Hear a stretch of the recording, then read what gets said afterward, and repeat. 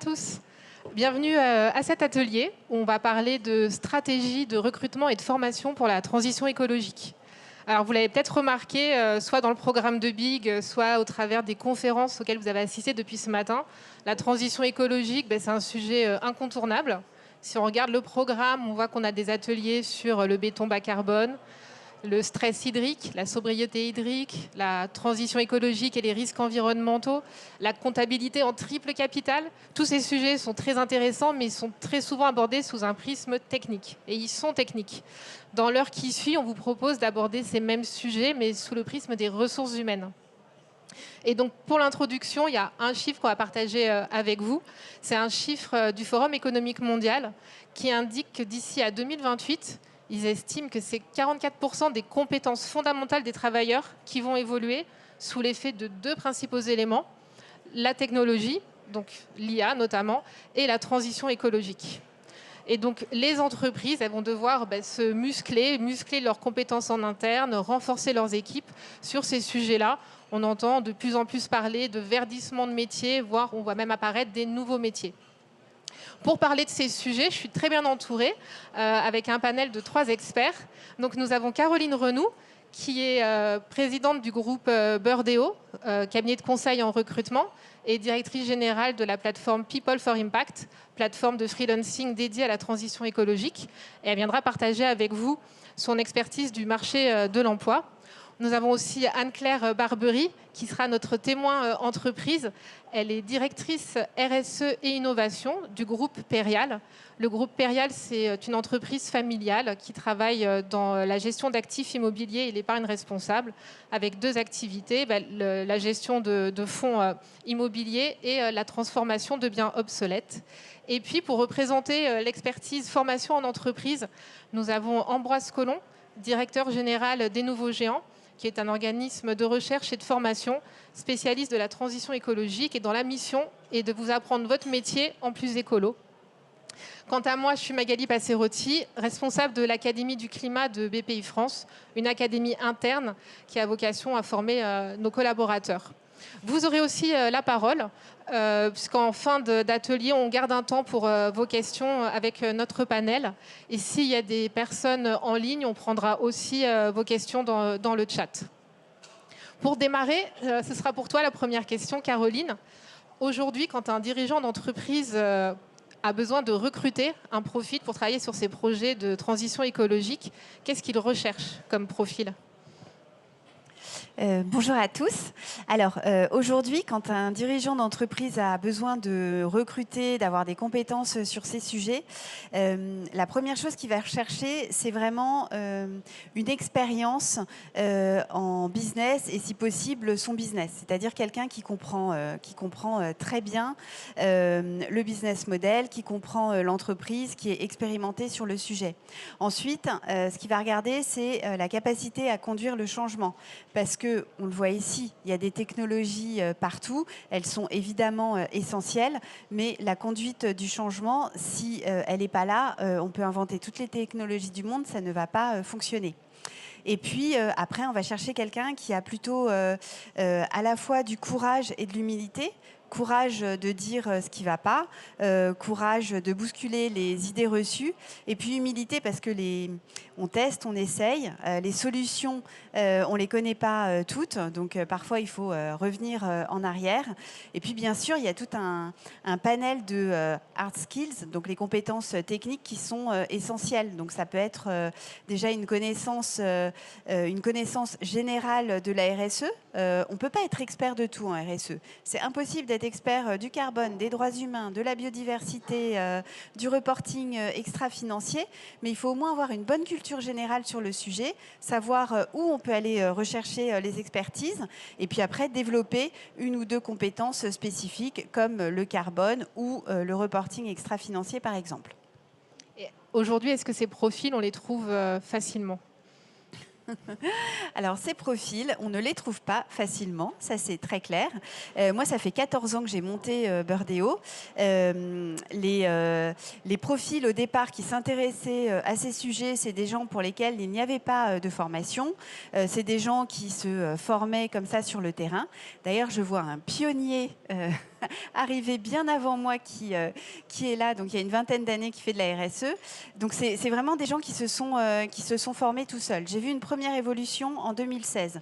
2016, c'était après les accords de Paris. Là, les financiers ont commencé à s'intéresser au sujet. On a vu une professionnalisation de ces profils. On a commencé à avoir des experts RSE, des experts carbone, par exemple. 2019, ça a été le début vraiment de l'accélération de ces sujets. Alors, il s'est passé plein de choses à l'époque. Il y a eu les feux en Australie. Alors, depuis, il y a eu 10 000 drames, évidemment, mais à l'époque, les Français ont quand même été marqués parce qu'on voyait les feux de l'espace. Il y a eu la marque C'est qui le patron qui a pas mal bousculé les codes. Il y a eu le manifeste pour un réveil écologique. Les étudiants donc dans les universités aussi qui voulaient qu'on les forme sur le sujet. Il y a eu la loi Pacte, donc la loi Pacte avec la définition de l'entreprise à mission qui a aussi fait bouger les choses. 2020, en général, dans la RSE, on était habitué dès qu'il y avait une crise, donc là c'était le Covid, tout s'arrêtait. Ça n'a pas été le cas en RSE, ça a continué à s'accélérer. Après, des gens très expérimentés sur les sujets, il y en avait un certain nombre dans les grandes entreprises, mais les ETI, les PME commencent à s'intéresser au sujet depuis 2 ans environ. Et là, des gens expérimentés sur le sujet qui connaissent tout, il y en a très très peu et pas suffisamment, ça c'est très clair. Alors, quel serait ton conseil, justement, pour un dirigeant qui cherche ce profil? Est-ce qu'il faut qu'il renonce au fameux mouton à 5 pattes? Quel serait ton conseil? Alors déjà, les moutons à 5 pattes, c'est pas bio. Voilà. Donc on évite. Après, il y a plusieurs options. On peut faire évoluer les gens en interne, on peut leur faire de la formation, et ça je pense que tu pourras l'expliquer, Ambroise. On peut faire appel à des freelances, donc à des managers de transition externes qui vont venir de façon ponctuelle vous accompagner à la transition. Et puis après, il y a aussi plein d'outils externes, notamment à la BPI. Il y a aussi tout un tas de dispositifs qui peuvent vous permettre d'avoir accès à des experts sur ces sujets qui vous accompagnent. Alors justement, ça fait un bel enchaînement pour Anne-Claire. Anne-Claire, ton équipe aujourd'hui, vous avez 5 personnes. Il y a quelques années, vous étiez que 2. Donc ça, c'est le rêve de beaucoup de responsables RSE, de voir plus que doubler son effectif. Comment tu as fait? Est-ce que tu as recruté en externe? Tu as fait monter en interne des compétences? Alors, bonjour à toutes et à tous. Il y a un point qui est assez fondamental, c'est qu'au sein du groupe Perial, les convictions sont là depuis près de 15 ans. À l'époque, alors toutes les dénominations RSE ont évolué, développement durable, ESG, RSE. On a eu un peu plein de dénominations sur ces équipes-là, mais fondamentalement, les premières équipes qui ont émergé sur cette thématique plutôt de développement durable ont commencé plutôt à exister au sein du groupe vers 2011-2012, donc relativement tôt. Et en fonction des réflexions, des évolutions, étaient soit rattachés à l'équipe plutôt technique de travaux, soit, c'est le cas quand je suis arrivée il y a près de 5 ans maintenant, la volonté de faire émerger une fonction RSE qui prenne en compte en fait toutes les actions qui avaient été menées jusque-là et qui étaient peut-être un petit peu éparses. Et l'idée était d'en faire quelque chose de plus cohérent et de plus fort. Et donc effectivement, moi quand je suis arrivée sur l'équipe RSE, on n'était que 2. Aujourd'hui, on est 5. On a aussi une équipe de chefs de projet immobilier durable qui est en charge plutôt de piloter le patrimoine. Donc on a quand même globalement, j'ai fait un peu le calcul, on est à peu près à 5% dit de métiers verts sur un groupe qui fait 200 personnes. Et alors moi, c'est pas mon rêve absolu de doubler mon équipe, je l'avoue humblement. Mon objectif, c'est de pouvoir m'assurer que l'ensemble des métiers intègrent bien ces compétences-là et ces missions-là. Et donc effectivement, il y a une phase où peut-être on était assez peu, ça a grossi, mais l'idée c'est que ça s'infuse maintenant et que les compétences soient bien intégrées dans ces métiers-là. Et donc mon équipe n'a pas vocation à grossir. À continuer de grossir. Et pour cette première étape où il y a eu cette montée en compétences, tu as fait des recrutements externes, du freelancing ou de la formation ou un mix? Un peu un mélange des deux. Je pense qu'il n'y a pas forcément de recette unique. Il faut vraiment comprendre quelles sont les attentes de chaque entreprise.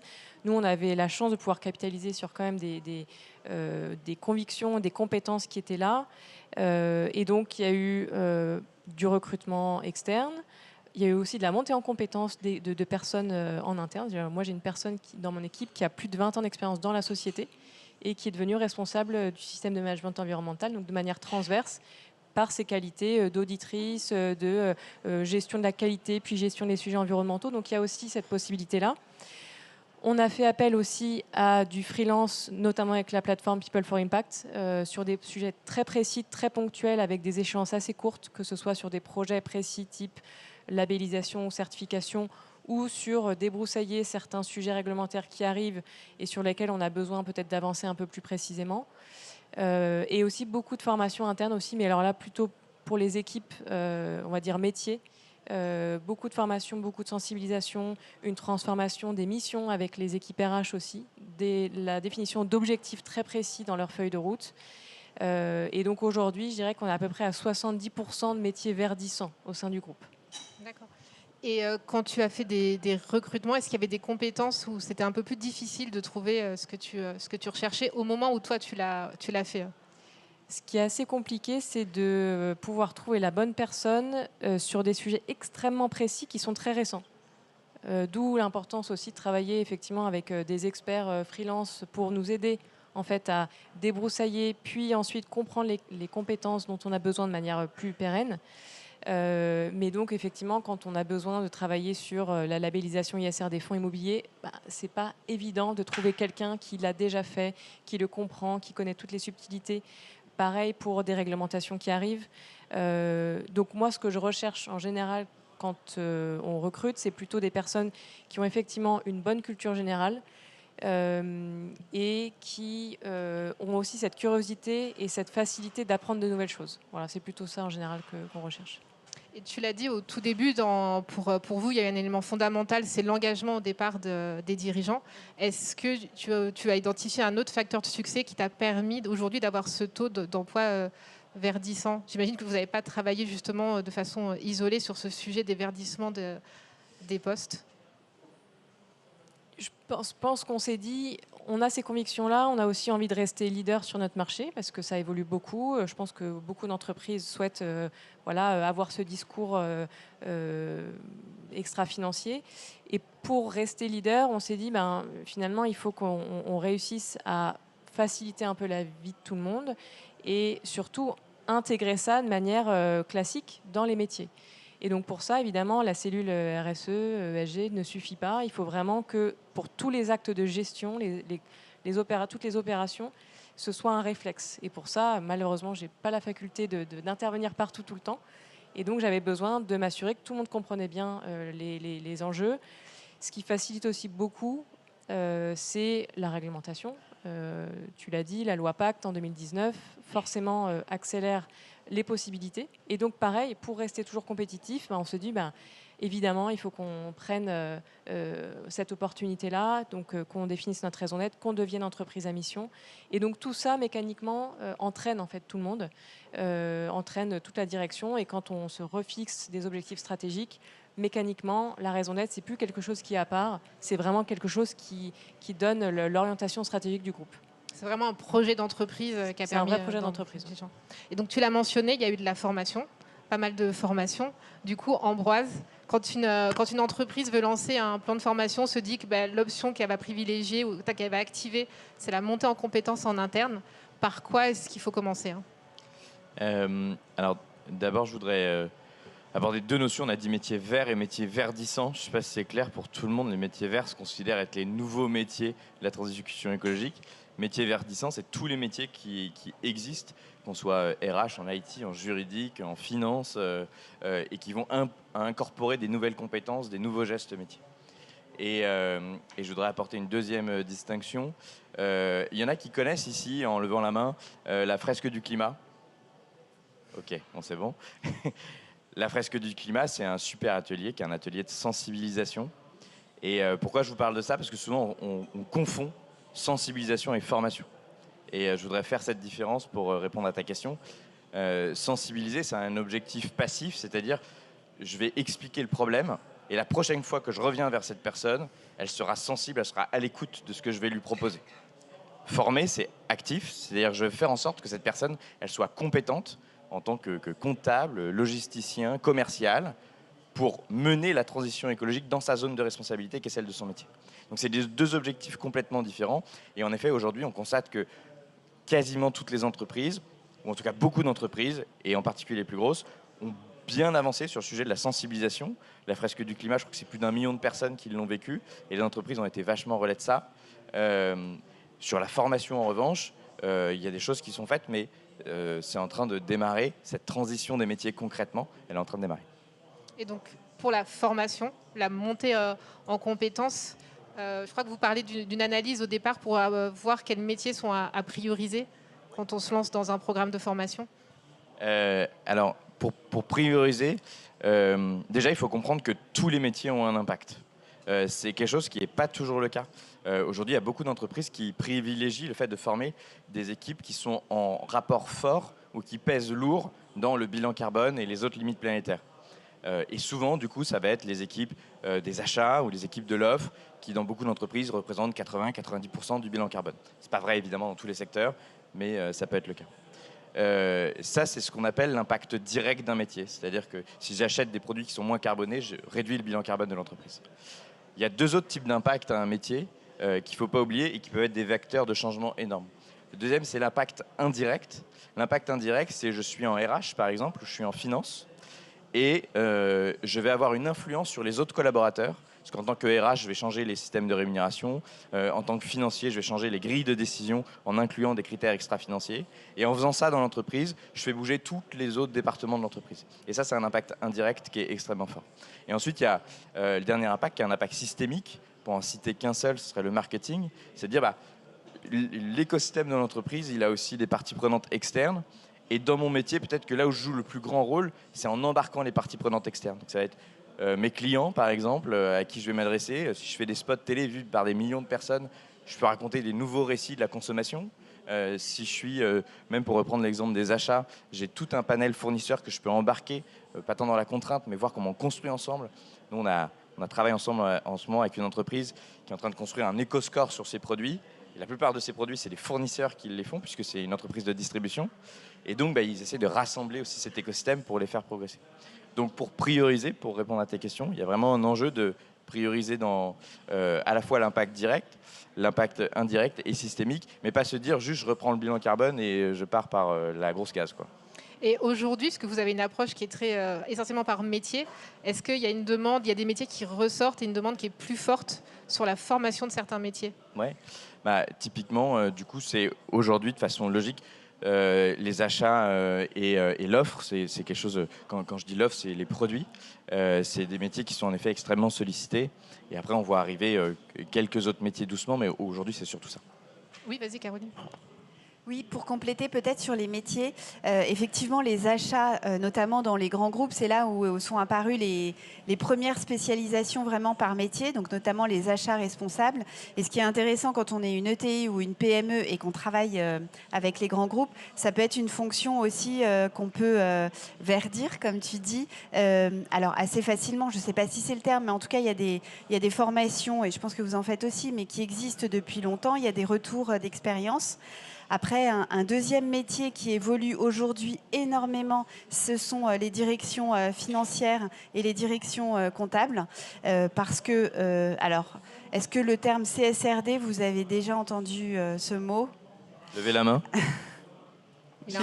Alors, pour un rappel rapide de ce que c'est que la CSRD, c'est une réglementation européenne. L'objectif, c'est que le reporting extra-financier, donc les critères ESG, environnement, social et de gouvernance, deviennent aussi essentiels, aussi importants que les critères financiers. Et la deuxième chose, c'est de pouvoir comparer les entreprises entre elles sur ces différents critères, comme on fait quand on compare des entreprises au niveau financier. Et du coup, ces métiers évoluent énormément aussi. Les métiers de communication on parlait de nouveaux récits. Il y a aussi déjà un certain nombre de réglementations quand on veut faire de la communication sur ces sujets. C'est des métiers qui ont beaucoup évolué, qui continuent d'évoluer, et pareil pour le marketing, ainsi que la logistique. La logistique, aujourd'hui, il y a des questions d'économie circulaire, il y a des questions de décarbonation, et je trouve que ça s'accélère aussi énormément sur l'évolution de ces métiers. Ça, c'est les métiers qui ont été les premiers impactés. Est-ce que d'un point de vue formation, vous avez identifié des métiers qui devraient un peu se transformer, mais qui sont plus difficiles à transformer, hein? Je voudrais revenir sur la finance, du coup, parce que c'est en effet un métier qui est essentiel, mais où c'est pas toujours évident, pour plusieurs raisons. La première raison, c'est que, notamment dans le cadre de la CSRD, il y a un rôle à définir entre est-ce que c'est la RSE qui va porter ce sujet-là ou est-ce que c'est la finance. Et on s'en parlait tout à l'heure, ça se bagarre un peu entre les deux, dans les deux sens. C'est-à-dire que parfois c'est non, c'est pas moi, c'est toi, et parfois c'est l'inverse, c'est non, c'est moi qui prends et j'ai besoin que ce soit mon rôle. Donc ça peut créer un peu de jeu aussi dans le fait de se former là-dessus. Et après, il y a un deuxième enjeu, c'est que il y a de plus en plus d'outils extra-financiers, et la CSRD vient en donner un qui facilite quand même pas mal de choses, mais il reste encore de la diversité dans les manières de compter, dans les méthodes. Si on parle du IPNL, de comptabilité en triple capital, etc., il y a des méthodes qui sont parfois différentes, et du coup ça floute un peu, parce que moi je rencontre des entreprises qui n'osent pas se lancer alors qu'il y a des envies, par exemple sur de la comptabilité en triple capital, parce qu'ils se disent, les autres de mon écosystème, est-ce qu'ils utilisent cette méthode ou est-ce qu'ils font autre chose? Et donc ça freine un peu. Donc ça, on a beaucoup d'enjeux actuels. Donc les entreprises, les directeurs financiers, les ressources humaines ont de quoi s'occuper. Et c'est un sujet qui va faire que croître au sein de l'entreprise si on se projette sur les années à venir. Notamment, toi, Anne-Claire, tu disais justement que ton objectif, c'était plus de continuer à faire grossir ton équipe. C'était au contraire que ça s'infuse dans les métiers. Et pour que ça se réalise, tu estimes que tu as besoin de quoi? De formation, d'incentives? Ce serait quoi qui serait nécessaire pour cette infusion? Alors, on a plein d'outils qu'on teste et qu'on met en place au fur et à mesure. Le fait d'intégrer des objectifs extra-financiers dans chacune des feuilles de route individuelles et pas uniquement être sensibilisé à l'ESG, ça marche pas. Donc vraiment de dire, voilà, je suis asset manager, je suis censé mener des comités verts. Alors les comités verts, c'est une réunion annuelle qu'on a entre locataires et bailleurs dans le cadre du bail pour échanger sur la performance environnementale de l'actif. Donc historiquement, c'était très porté par les équipes développement durable. Et puis on s'est dit, finalement, la relation avec le locataire, c'est plutôt une relation avec une relation de client. Et donc, ça serait plutôt à l'asset manager, dont c'est le rôle, de piloter ça. Et donc, alors, je vous avoue que ce n'était pas si simple de le faire basculer. Mais quand on leur a montré ça, évidemment, le premier réflexe des asset managers, c'était de dire, mais mince, en fait, j'ai pas du tout les compétences, je ne vais pas y arriver, on va me poser des questions, je ne vais pas savoir répondre. Et donc, on les a formés en interne. On les a accompagnés. On a essayé aussi d'adapter nos outils métiers pour automatiser la création des supports de présentation, la récupération de données, qui est le support en fait de ces réunions-là. On les a accompagnés.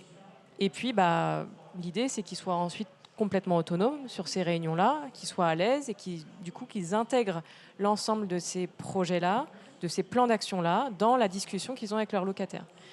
Donc, c'est un exemple qui démontre que quand on force un petit peu et quand on commence à mettre des choses très concrètes, il y a tout qui s'enclenche. Et l'idée, c'est évidemment de ne pas laisser tout le monde dans le vide, mais c'est d'accompagner. Donc, nous, notre rôle, c'est vraiment d'être à côté d'eux, de leur expliquer, de les rassurer, de les accompagner, de les aider à capitaliser sur l'expérience et ensuite que ça s'intègre vraiment dans leur quotidien. Et donc, ça, c'est valable pour tous les métiers. Évidemment, quand on l'intègre dans les objectifs, il y a une logique de rémunération variable associée. Donc ça aide aussi beaucoup. Pour d'autres équipes qui sont peut-être... pour d'autres équipes, un autre exemple, le fait d'avoir la certification AMF Finance Durable pour les équipes commerciales. Les équipes commerciales, donc c'est celles qui vendent nos produits financiers. On les forme évidemment, mais ces équipes, ils sont très sensibles au sujet de la rémunération variable et du bonus. Et donc, on a intégré cette année l'obligation qu'elles passent la certification AMF Finance Durable. Pareil, c'est pas un moment hyper sympa, Mais en même temps, elles sont très très contentes ensuite de l'avoir passé. Il y a un jeu un petit peu de savoir si on est le meilleur. Il y a un peu une sorte de classement dans les équipes, combien tu as eu toi, etc. De compétition très saine. Et finalement, ça démontre que c'est possible de le faire et ça rassure. Voilà, ça rassure beaucoup. Et est-ce que tu rejoins un peu Ambroise, en fait, qu'il y a des métiers où c'est un peu plus difficile? Tu nous as cité des exemples où on arrive à identifier le KPI qui va aider à les faire basculer. Est-ce qu'il y a des métiers où il y a un petit peu plus de réticence? Alors la réticence, je pense qu'il y en a à peu près partout, à partir du moment où on leur dit vous allez être évalué sur une matière que vous ne maîtrisez pas encore. Ça fait quand même un peu peur. Mais voilà, une fois encore, quand on les accompagne, il y a quand même plutôt un bon accueil. Moi, il y a une équipe avec laquelle il faut que je creuse encore un petit peu, c'est l'équipe service client. Donc celle qui reçoit toutes les questions, qui gère toutes les interactions avec les clients, que ce soit au moment de la souscription, au moment, tout au long en fait, du parcours de détention des parts de fonds. Et c'est vrai qu'aujourd'hui, quand je les sonde, elles me disent moi, je n'ai pas beaucoup de questions de la part de clients sur ces sujets-là. Mais je pense que c'est aussi un biais potentiellement du fait qu'elle ne soit pas encore complètement mature sur ces sujets-là. Donc pareil, c'est une occasion de cranter pour qu'elles soient plus à l'aise et qu'elles puissent répondre et comprendre qu'elles ont un rôle à jouer dans la diffusion de ces sujets-là aussi. Je crois que Caroline, tu voulais... Oui, là, nous, les retours qu'on a aussi de dirigeants, c'est au niveau des métiers autour de la vente et notamment dans le retail. Les vendeurs n'ont pas beaucoup de temps pour vendre, pour échanger avec les clients. Et parfois, il y a des entreprises qui font des choses formidables sur les sujets, mais ça ne crante pas parce que les vendeurs, soit ne sont pas intéressés, soit même s'ils sont intéressés, de toute façon, il n'y a pas le temps d'avancer sur les sujets. Alors justement, pour l'aspect prospectif, donc il y a des métiers où c'est plus difficile, mais est-ce que toi, sur les requêtes que vous recevez chez Birdeo, tu vois des nouveaux métiers apparaître? Et c'est quoi ce que tu estimes les métiers qui vont se développer dans les 5 années à venir, dans les nouveaux métiers éventuellement? Ce serait un peu prétentieux de prévoir les nouveaux métiers. Mais en tout cas, ce qui se dégage, c'est que en termes de métiers, alors on peut les appeler verdissants, il y a les métiers généralistes de la RSE. Donc tu en es un très bon exemple. Donc des directeurs RSE qui ont une très bonne maîtrise globalement de tous les sujets RSE. Il y a des métiers techniques, donc autour du carbone, autour de la biodiversité, autour des droits humains. Et donc ces métiers-là, ils vont être amenés à se développer énormément parce que c'est très complexe. On ne peut pas être expert de tout. Et comme tu le disais, c'est important de pouvoir faire appel à des gens qui vont connaître à la fois très bien un secteur d'activité, un métier. Donc les grandes entreprises vont probablement créer des postes, mais après, ça va être, à mon sens, beaucoup de postes de managers de transition ou de freelance, donc qui interviendront dans plusieurs entreprises à la fois. Et puis après, il y a vraiment les métiers qui se transforment. On parlait du directeur financier. Alors, il n'y en a pas beaucoup, mais on commence à parler de Chief Value Officer dans certaines entreprises très engagées sur ces sujets. Donc, ce sont des directeurs financiers, souvent à l'origine, qui ont aussi en charge tout le pilotage de l'ESG. Après, on parlait des administrateurs. De plus en plus, les administrateurs dans les boards commencent à s'intéresser à ces sujets. Donc, eux, leur poste évolue. Les dirigeants, c'est la même chose. De plus en plus, ils sont obligés d'intégrer les 9 limites planétaires. Donc, dans le mindset, c'est une évolution importante, même si en face, et bon, tu l'as dit, c'est quand même l'évolution des rémunérations qui va faire aussi vraiment avancer les choses. Et pour toi, Ambroise, en termes de prospective, est-ce que tu vois ou tu souhaiterais, parce que des fois, il y a ce qu'on souhaiterait vendre aux clients, puis ce qu'ils prennent, mais est-ce que tu souhaiterais voir des formations plus se développer par rapport à un besoin qu'aurait le marché? Moi, je suis curieux de voir une certaine réticence parfois, je ne sais pas si tu l'observes toi aussi, des RH à se former eux-mêmes. Parce qu'ils sont en rôle de former le reste de l'entreprise et d'accompagner le changement de culture. Moi j'aimerais que, en effet, les RH s'approprient plus facilement ce sujet. Je racontais tout à l'heure que avec certains on discute de transition écologique et des compétences qu'ils vont devoir développer dans l'entreprise. Et ils répondent à l'intelligence artificielle. Alors oui, il y a ça aussi, mais c'est intéressant de se dire qu'il y a quand même des énormes chantiers de montée en compétences sur le sujet de transition écologique. Donc ça, c'est peut-être un premier sujet. Et après, on en a parlé un peu, mais peut-être à un horizon un peu plus lointain, parce qu'il y aura peut-être besoin de plus de maturité. En effet, les métiers du marketing et de la vente sont deux métiers qui sont tournés vers l'extérieur, qui sont, je trouve, un petit peu moins priorisés et qui pourraient faire bénéficier beaucoup plus largement que l'entreprise, puisqu'ils sont dans la systémie et au contact de l'extérieur. Bon, alors, je ne sais pas s'il y a des RH parmi nous. Il y en a, je les connais. Il y en a, très bien. Alors, de là où on part... Bon, moi, je trouve qu'il y a eu énormément de progrès depuis 2 ans, même s'il y en a encore plein à faire. Je trouve quand même qu'il y a une évolution. Alors, moi, je vous invite à regarder les travaux de l'ANDRH, qui a sorti un livre blanc sur comment intégrer la RSE quand on est un DRH. Donc, vous pouvez aller sur le site, il est gratuit. Et après, il y a l'ORS, donc qui est l'Observatoire de la RSE, qui vient aussi de sortir un livre blanc pour les RH, l'abécédaire de la RSE, qui est gratuit, que je vous invite aussi à consulter. Avis à tous ceux qui sont RH, je les regarde. Alors, vu qu'il nous reste du temps, il y a un autre sujet qui est important qu'on n'a pas abordé, mais on comprend que le marché du travail il est assez tendu entre la demande et les profils disponibles experts. On a parlé de la formation en entreprise, mais est-ce qu'avec les nouvelles générations et la formation initiale, vous observez qu'il y a une évolution qui va dans le bon sens, ou ça reste un gros chantier aussi pour... on aura encore ces personnes-là, quand elles arriveront sur le marché de l'emploi, il faudra quand même les former sur les sujets de transition écologique.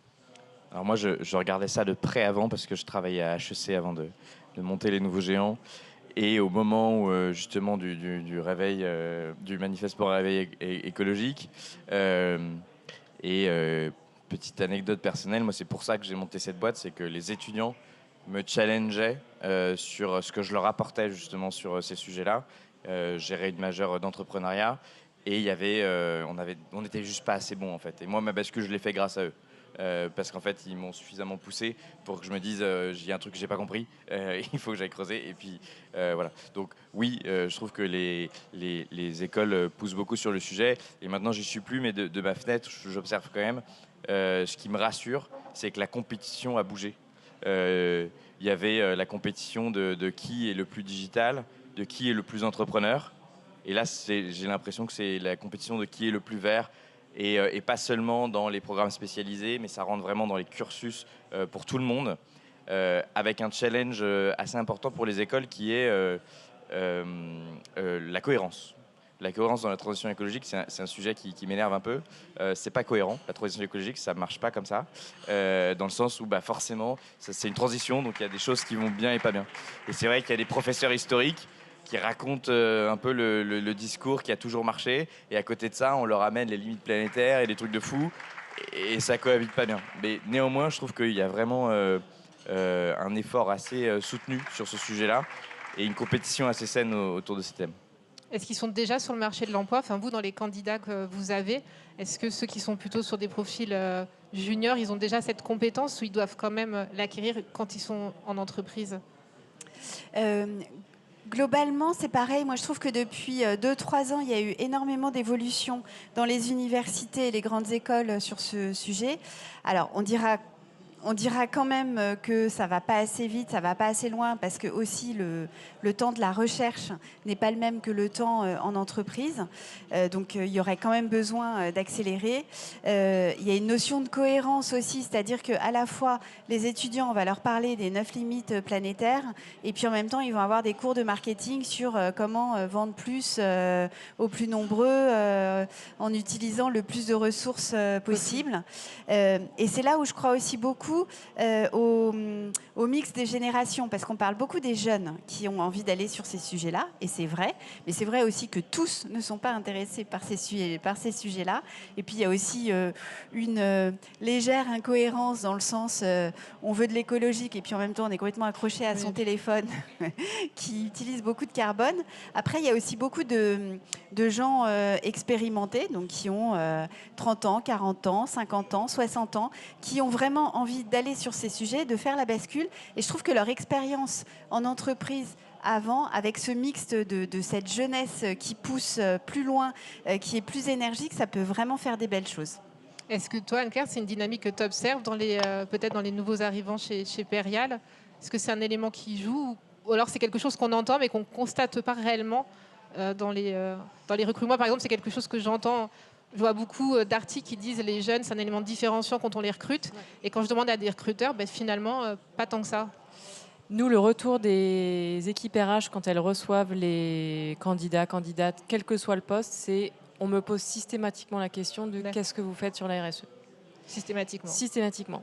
Et puis, ce n'est pas une question juste pour poser une question. C'est vraiment, on attend une vraie réponse derrière. À tel point qu'effectivement, nous, on a aussi un réseau d'ambassadeurs, ambassadrices en interne, dont une qui est RH. Elle m'a dit, mais merci de me former parce que moi, j'étais perdue, je ne savais plus quoi répondre et donner des exemples concrets. C'est-à-dire que juste de dire, on est certifié, on est entreprise à mission, ça, c'est bien, c'est très bien, mais les candidats veulent avoir des exemples concrets sur leur métier. Moi, je dis souvent, on a tous besoin de marcher sur deux pattes. Une patte du collectif où effectivement on comprend que l'entreprise est engagée, qu'il y a une certaine vitrine, en tout cas il y a des démarches collectives de certification d'entreprise à mission, de stratégie, etc. Et puis il y a ce que je vis au quotidien. Et si ce que je vis au quotidien, en tant que dans l'équipe financière ou dans d'autres équipes qui n'ont pas encore fait cette transition-là, c'est compliqué en fait de se dire mais comment moi, dans mon quotidien, dans ce que je fais au quotidien, j'arrive à contribuer d'une certaine façon aux objectifs de l'entreprise et c'est pas juste en participant à la semaine du développement durable ou à la fondation qui sont des actions super pour le collectif, mais moi personnellement quand je suis devant mon ordinateur ou quand voilà, j'ai à faire ma mission, si elle est complètement décorrélée, donc ça revient un peu le sujet de la cohérence sur les formations, si c'est complètement décorrélé, je ne vais pas m'y retrouver et il y a quelque chose qui va être un petit peu bizarre. Donc on nous pose cette question. Et après, sur la partie plutôt parcours et formation, il y a de tout. Il y a effectivement des parcours très spécialisés. Il y a des parcours qui ont eu une spécialisation plutôt en fin de parcours académique. Donc il y a un peu de tout. Après, ce qu'on regarde aussi nous beaucoup, c'est toutes les expériences que les personnes ont pu avoir. Parce que parfois on a des besoins quand même assez précis dans un secteur immobilier financier assez précis. Et donc le fait d'avoir une formation initiale, même très particulière sur la RSE, est très bien, mais ne suffit pas à garantir que la personne sera experte ou opérationnelle sur le poste en question. Je voudrais juste rebondir là-dessus avec une anecdote. Alors je crois qu'on est filmé, donc je ne vais pas les citer, mais c'est une entreprise avec laquelle je travaillais quand j'étais à HEC. On organisait des événements avec l'entreprise pour que, en fait, en définitive, pour qu'ils les recrutent, c'était ça leur objectif. Et pour les étudiants, ça les plongeait dans un secteur, c'était assez intéressant. Et puis il y a une année où ils me disent, ils étaient hyper contents de l'événement, et puis à la fin de l'année, 0 recrutement. Alors ils me disent, franchement, c'est mal joué, Ambroise, il n'y a pas de recrutement, quoi, ça marche pas. Et moi, j'avais terriblement envie de leur dire, regardez votre activité quand même. J'ai aucun étudiant qui s'intéresse qui a envie d'aller dans ce sens-là de l'histoire. Et l'année d'après, ils ont retravaillé l'événement en mettant en avant tout ce qu'ils avaient à raconter. Ils commençaient à avoir des choses sérieuses à raconter sur les sujets de transition écologique et ça a eu vachement plus de résultats. Et l'événement est exactement le même, avec les mêmes règles du jeu, etc. Donc je trouve que c'est un symbole assez fort. Et pour illustrer qu'il y a vraiment de l'attractivité des gens sur ce sujet, et même pas que des jeunes. Nous, quand on a créé la boîte, on a créé un poste d'ingénieur pédagogique très vite dans l'entreprise. On n'avait pas de site web, on n'avait pas de LinkedIn, donc on n'existait nulle part pour personne. J'ai eu 90 candidatures parce qu'on était ingénieur pédagogique en transition écologique.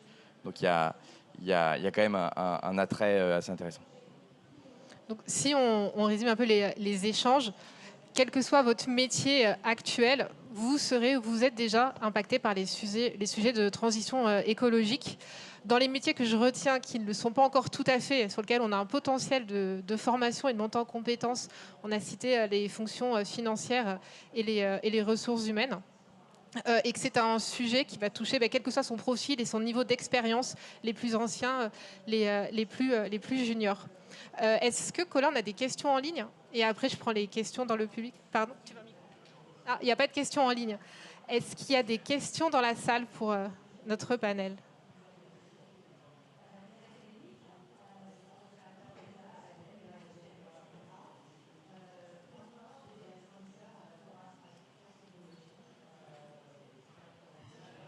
Bonjour et merci beaucoup à tous les trois pour la très riche discussion. J'ai l'impression que les transformations qui sont les plus impactantes nécessitent un engagement à tous les niveaux et dans un certain nombre de postes.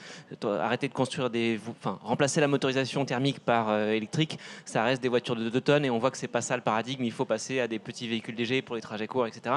Et du coup, est-ce que vous constatez que, bien sûr, vous contribuez, mais finalement à la plupart du temps à une amélioration marginale, mais que la transfo en profondeur et le changement de paradigme, il prend du temps, c'est 1 fois sur 100. Comment vous le vivez, ce phénomène d'impact, de changement d'échelle, quoi? Je veux bien démarrer, je vous laisserai la parole après. Alors moi, à titre personnel, ça fait une quinzaine d'années que je suis sur les sujets. Donc là, j'ai plutôt tendance à voir le verre à moitié plein. Je trouve que depuis 2-3 ans, il y a une accélération gigantesque. Ne serait-ce qu'être invité ici, il y a 5 ans, ça relevait du miracle absolu. Donc je trouve quand même qu'il y a une vraie accélération. Après, la conduite du changement, ça nécessite du temps. On peut regarder toutes les théories sur la conduite du changement. Ça ne se fait pas du jour au lendemain. Donc il faut prendre ça en compte. Et après, dans les entreprises, je crois que parfois, on ne se rend pas compte, on a envie de faire avancer les choses et en parler ouvertement, on se rend compte qu'il y a quelqu'un au-dessus, en dessous, à côté, qui a aussi envie de le faire.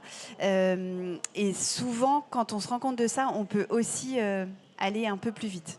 Je vais passer je crois qu'en bref, c'était une réponse, mais je voulais aussi apporter une contribution à la réponse parce que ça dépend aussi qui on forme. Si vraiment il y a un sujet, c'est la formation des dirigeants, qui au final sont les gens qui se forment le moins en temps passé. Mais si on forme les personnes décisionnaires, les conseils d'administration et les dirigeants, l'impact, c'est sûr qu'il est différent que si on forme des opérationnels qui de toute façon vont être bloqués par des injonctions contradictoires. Donc il y a aussi la cible des formations et je crois qu'aujourd'hui, former les dirigeants, les conseils d'administration, c'est un des sujets les plus difficiles. Question de timing, question de bande passante, question de formation adaptée aussi. Mais je dirais que pour votre réponse... qui on forme compte beaucoup.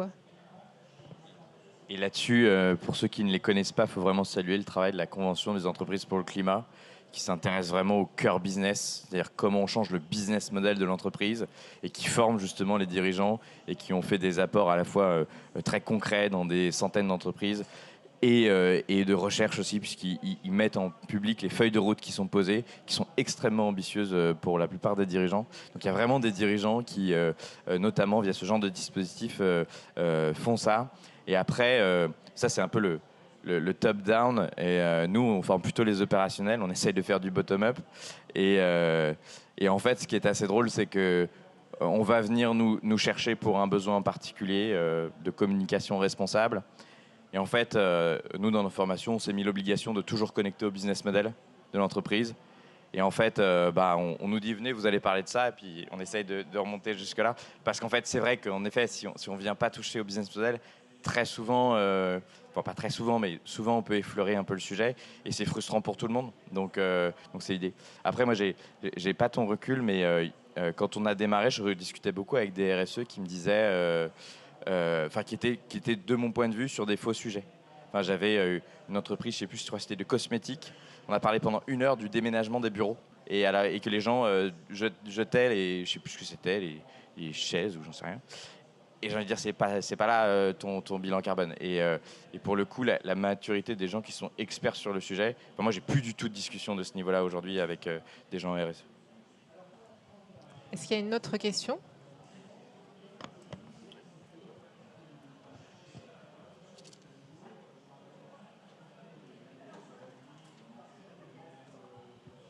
Oui, bonjour. Peut-être une question pour vous trois, parce qu'il y a 2 mots que vous n'avez pas prononcés en 3 quarts d'heure. Là. C'est les mots... si, vous avez prononcé business model, donc économie, modèle économique, et le mot d'innovation. Et je pense que si on veut faire de la transformation, il faut innover de façon assez radicale. Donc là-dessus, quid de ce que chacun d'entre vous fait sur ces sujets-là, et aussi de formation sur ces nouveaux modèles, donc qu'ils soient les modèles d'économie de fonctionnalité, d'économie circulaire. Ça s'apprend, hein, il y a plein de choses, et c'est comment on les mixe pour effectivement montrer que tout ça, ça devient rentable quand on a cette culture. Voilà. Moi, j'ai la chance d'avoir à la fois la RSE et l'innovation, donc je ne conçois pas l'un sans l'autre. C'est-à-dire que quand on met en place de nouvelles stratégies, il y a forcément et la RSE et l'innovation qui s'invitent. Et quand je dis stratégie, c'est vraiment, on définit notre nouveau plan stratégique sur 3 ans. Évidemment, ces dimensions-là, comment on les intègre en chapeau, comment ça infuse dans les projets qu'on va développer, etc. Donc, c'est vrai qu'on ne l'a pas prononcé. La notion de radicalité, alors ça rebondit un peu avec la question précédente, c'est en étant dans une entreprise qui, en plus, peut connaître des crises, il faut aussi savoir, je pense, pousser et ne pas lâcher au moment où il faut. C'est-à-dire que dans l'immobilier, dans la finance, évidemment, il y a un certain nombre de crises actuellement. C'est aussi un moment, paradoxalement, où c'est le bon moment en fait pour changer. Et c'est beaucoup plus audible de le faire maintenant qu'il y a même 2 ans, où finalement, comme tout allait bien, les modèles économiques tournaient bien, ça marchait bien pour tout le monde. Au moment où on dit, où si ça marche bien et on vient voir le conseil d'administration, le comité de direction, le comité exécutif en disant, vous savez, en fait, ça marche bien, mais ça ne marchera plus. Je vais vous démontrer et en fait, on va le changer. Bien sûr qu'ils vont le comprendre, mais ils n'auront pas envie d'y aller. Pourquoi ? Parce qu'effectivement, il y a un sujet d'écosystème. S'il y en a un qui bouge, tout le monde va bouger. Et comment je me positionne dans cet écosystème-là ? Compliqué. Aujourd'hui, c'est beaucoup plus audible et donc c'est beaucoup plus facile d'être plus radical et de se poser des bonnes questions pour changer la façon de faire. Donc, c'est pas simple. Parfois, on aimerait aller beaucoup plus vite, c'est beaucoup plus fort. Mais je trouve que la finesse de savoir à quel moment le faire, et évidemment, on n'arrive pas d'un jour à l'autre. Bon, c'est la crise, les amis. Moi, je vous ai concocté un truc là, vous allez vraiment beaucoup aimer. C'est plutôt des messages, des informations, un partage de veille, etc., tout au long d'une période pré-crise, je dirais. Et au moment où il y a une vraie remise en question, là, on est prêt. Là, il y a une sorte de maturité en fait, qui arrive assez naturellement presque.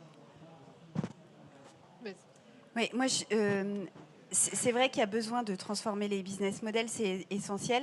Je suis assez vigilante sur, accompagner les dirigeants à transformer les business models parce que c'est assez prétentieux.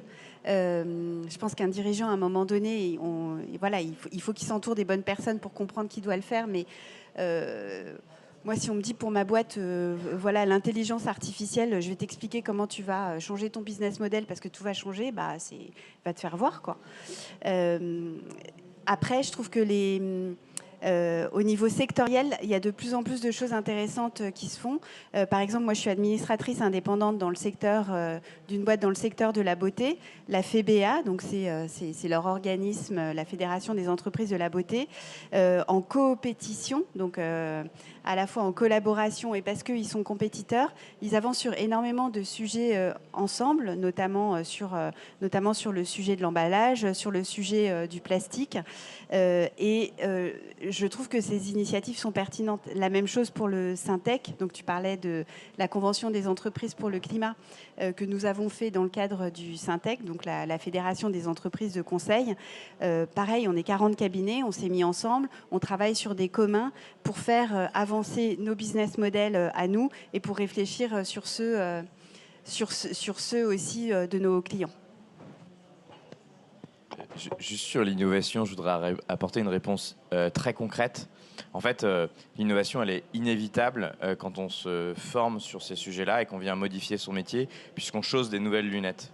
Et je voudrais donner un exemple là-dessus. On a formé des gens à l'éco-conception, donc comment on conçoit un produit de façon plus vertueuse. D'abord, on mesure son impact et on identifie comment on peut le réduire. Ça a donné lieu, quand on l'a fait avec des entreprises, par exemple avec Leroy Merlin, avec des innovations géniales et qui vont toucher justement les économies de la fonctionnalité de l'usage. 3 cas hyper rapides. Une clim mobile. Ils ont tourné autour du sujet de la clim mobile en se disant comment on fait. Ils ont imaginé des trucs géniaux pour réduire son impact. Et au bout du bout, ils viennent d'annoncer qu'ils vont les retirer des magasins. Donc ça, c'est du renoncement. Et ça, je trouve que c'est quand même assez innovant d'être capable de dire ça. C'est un produit qui marche, hein, la planète se réchauffe. Deuxièmement, les tapis, on les a fait travailler sur des tapis. Et en fait, ils ont travaillé la réutilisation, la seconde main. En fait, au bout de l'éco-conception, il ne fallait pas faire un nouveau tapis, il fallait faire de la seconde main, de la réutilisation, etc. Et ça a été spontané. En fait, une fois qu'ils ont vu les chiffres, spontanément, ils regardent différemment. Et dernier exemple que j'adore, je fais vite, une autre boîte qu'on a accompagnée sur un four à éco-concevoir. Dans l'analyse de cycle de vie d'un four, là où il y a le plus de consommation, c'est pas dans les matériaux, c'est dans l'usage, puisqu'on fait chauffer le four. Et ils se sont dit très souvent, le four, on met une quiche dedans, il y a tout ça de four, il y a ça de quiche. Et ils ont imaginé un four avec des parois qui se mettent autour de la quiche pour chauffer moins. Mais c'est une idée. Si on n'avait pas regardé le critère carbone impact, on l'aurait jamais eu. Parce que ça n'a pas vraiment de sens en dehors de ces critères-là.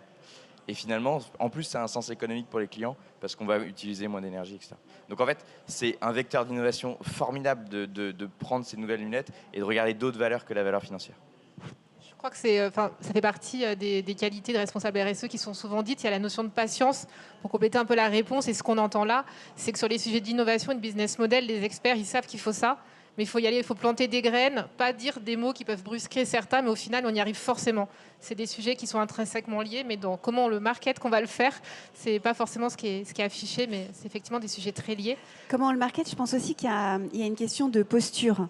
On dit souvent, dans notre petit milieu de la RSE, est-ce que les directeurs RSE doivent être dans les comités de direction, les comités exécutifs ? C'est sûr que quand on a une posture de dirigeant, parce qu'on est dans un comité de direction, c'est aussi plus facile de faire avancer ces sujets. Clairement. Est-ce qu'il y a d'autres questions ?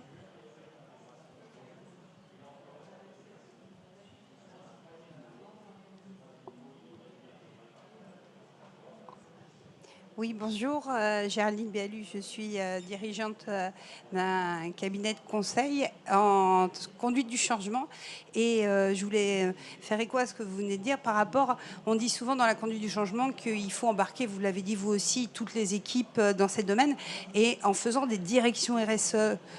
Est-ce que ce n'est pas un cloisonnement nouveau, puisque dans les organisations d'entreprise, on essaye de faire de l'horizontalité un maximum pour décloisonner, pour faire que ces sujets, ce soient les sujets de chacun, à remettre des compétences exclusives avec des directions dédiées. Est-ce que ce n'est pas antinomique avec le fait d'en faire une affaire pour tous ?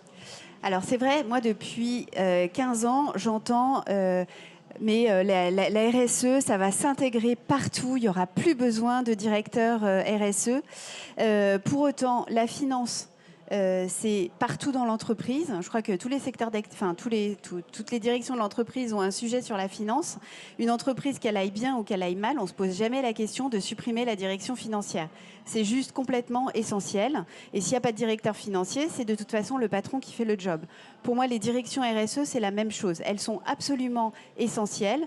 Et c'est essentiel que tout le monde dans l'entreprise ait cette notion à son niveau, c'est-à-dire que quelqu'un qui fait des achats, il n'a pas besoin d'avoir des notions qu'un financier va avoir, mais il doit avoir pour son métier ces notions-là. Donc de toute façon, les directions RSE, pour moi, elles restent absolument indispensables, essentielles et pour toujours. Moi, j'aimerais poser une question à ma voisine. Est-ce que, pour aller dans le sens, est-ce que tu penses que ton métier il va disparaître ? J'avais pas osé la poser, non, j'avais en tête. Enfin, c'est un peu ce que je disais. Moi, l'équipe, elle n'a pas vocation. On te trouvera un poste. Merci. Mon équipe, elle n'a pas vocation à grossir, mais en fait, c'est ce qu'on disait un peu tous, c'est que d'un seul coup, il y a énormément de nouvelles compétences à intégrer. On a parlé de la CSRD, mais il y a tellement d'autres réglementations qui arrivent. Nous, on est à la croisée des secteurs immobiliers et financiers et on se prend de front toutes les réglementations qui arrivent, qui évoluent, où l'Europe se pose des questions, où la France l'adapte, etc., etc. Donc, en permanence, on doit absorber tout ça. Et donc, ça, voilà, il faut qu'il y ait quand même quelqu'un dans l'entreprise qui soit capable de comprendre comment absorber tout ça, comment influer aussi sur les réglementations, c'est-à-dire que il faut aussi qu'on démontre qu'il y a des choses qui sont pertinentes, d'autres qui le sont un petit peu moins, comment on peut adapter cette réglementation-là. Donc pour moi, il y a toujours ce rôle-là d'expert finalement et qui va infuser à la fois sur les métiers, mais aussi sur effectivement la stratégie de l'entreprise. Donc pour moi, cette fonction a vocation à rester. En revanche, sur comment j'intègre l'acquis, des choses qui sont acquises, pour moi, ça va dans les métiers qui doivent les intégrer. Mais comme tout ça est très nouveau, comme il y a beaucoup d'innovations justement à intégrer, de réflexions à avoir, d'actions à changer, etc., finalement, la direction RSE, elle a plutôt vocation à transformer l'entreprise plutôt que d'absorber tout un tas de nouvelles réglementations qui font qu'à un moment, si on avait cette vision-là, effectivement, l'équipe pourrait doubler, tripler, etc. Mais ce n'est pas du tout, je pense, la bonne façon de faire. Donc pour moi, il y aura toujours cette fonction-là. En revanche, sur le day-to-day, ça infuse dans les équipes et l'innovation et transformation, on peut rester à la RSE. Non, je voulais juste dire, c'est la vision que je tiens aussi, la vision que j'avais d'un job de pure leadership en fait. C'est-à-dire, on prend un nouveau sujet et puis on voit finalement, on le mâche un peu et on voit en qui on fait la passe, quoi. Il nous reste 3 minutes. Est-ce qu'il y avait encore une question? Oui, il y a une question.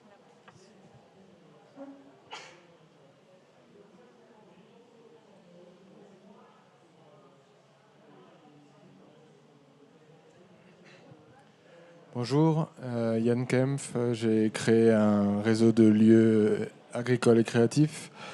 Vous avez parlé à un moment du fait qu'il y a beaucoup de candidats qui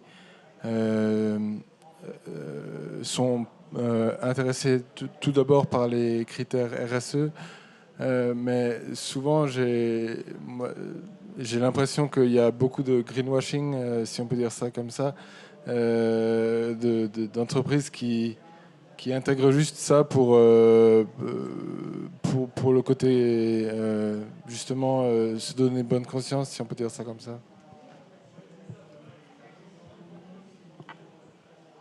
Ça marche plus trop en fait. C'est un peu ce qu'on disait, c'est que alors j'ai essayé de relire un peu quelques statistiques, mais vous devez en avoir plein. J'ai lu récemment qu'il y avait 70% des jeunes de 18 à 30 ans qui seraient prêts à démissionner s'ils estimaient que leur entreprise n'était pas assez cohérente sur la transition écologique. Bon. Au-delà des chiffres, je pense qu'on voit maintenant que non seulement le grand public, mais aussi peut-être cette population de plus jeunes est beaucoup plus sensible, même si elle est pleine de paradoxes, à ces sujets-là. Et que juste le fait de dire on a une démarche, on trie nos gobelets et on éteint les lumières, ça marche plus en fait. Et que, encore une fois, je pense que pour s'intégrer et se projeter dans une entreprise, on a besoin, en tout cas je pense que cette population-là en particulier, mais c'est valable à mon avis pour tout le monde, a besoin de savoir comment elle contribue réellement à des objectifs qui sont concrets. Si déjà les objectifs sont à peu près concrets et plutôt ambitieux, c'est une bonne base. Si moi, en tant que nouvelle arrivée, je sais comment j'y contribue au quotidien, ça c'est top. Si en revanche les objectifs, on voit très vite que c'est faux, déjà on passe pas, hein, le candidat dit ok, mais très peu pour moi. Et après, encore une fois, c'est s'il y a une dichotomie entre j'ai des objectifs, mais moi au quotidien je sais pas du tout comment j'y contribue, ça peut pas marcher non plus. Je pense qu'effectivement, il y a des entreprises qui le font de façon superficielle, mais face à eux, ils vont avoir des candidats de plus en plus armés. Je voulais juste citer, c'est pour un réveil écologique qui a fait la liste des questions à poser, justement pour un entretien d'embauche. Donc les gens qui viennent avec un vrai intérêt sur le sujet, ils vont avoir des questions plus poussées. Ils sauront détecter les entreprises chez qui c'est superficiel et celles chez qui c'est plus structuré. Mais ça existera toujours, je pense, qu'il faut un peu de greenwashing. Oui, pour compléter pour un réveil écologique, au mois de décembre, ils feront le calendrier de l'Avent du greenwashing. Ah oui. Vous pouvez vous inscrire via LinkedIn et tous les jours, ils vous envoient, voilà, c'est ça, des pépites, c'est le terme. Bon, on arrive à la fin du temps. Merci à tous, merci à tous les trois. Et puis bon, Big.